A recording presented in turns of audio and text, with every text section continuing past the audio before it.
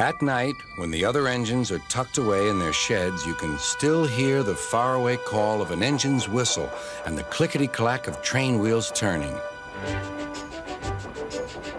This is the sound of the mail train. One train is pulled by Thomas and the other by Percy, as the loads are too heavy for one engine to do the work alone. The mail is loaded into freight cars at the harbors, and the engines pull their trains through the silent stations, delivering their precious loads.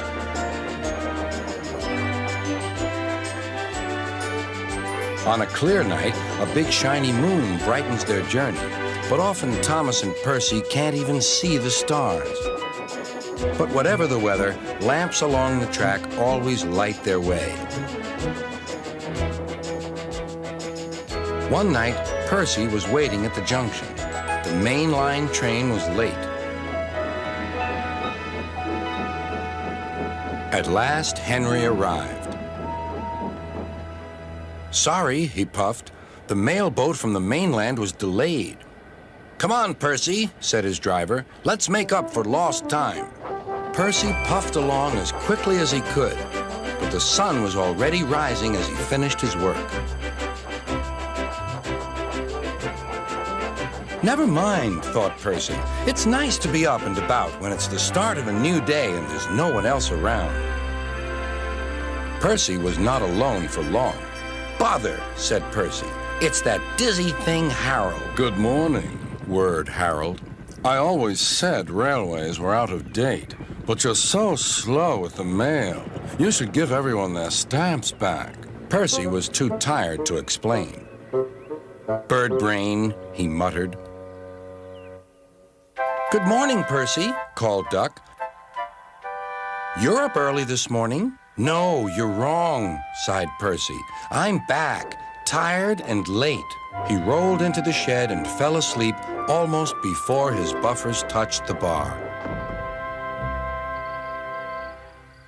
His driver decided to set off early that evening.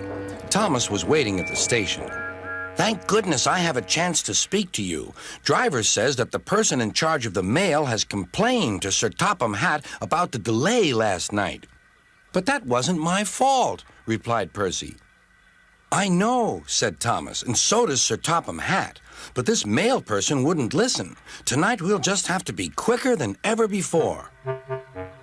The engines were just leaving when they heard a familiar buzzing. "I say, you two, there's news flying about." "Where?" puffed Percy crossly. "All over the place. They're going to scrap the mail train and use me instead. Wings work wonders, you know. Always." "Rubbish," huffed Thomas. That night, everything ran like clockwork. Thomas and Percy steamed through the stations, making good time everywhere they went.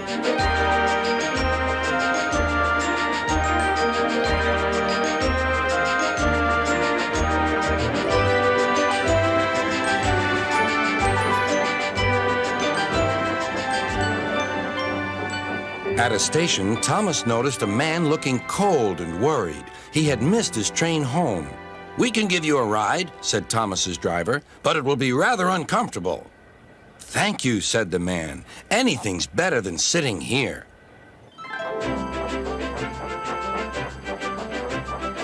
The next afternoon, Percy passed the airfield and saw Harold. "Hello, Lazy Wings. Are you too tired to fly today?" "The wind's too strong," grumbled Harold. "I've been grounded." "You need rails," laughed Percy. "They work wonders, you know. Always."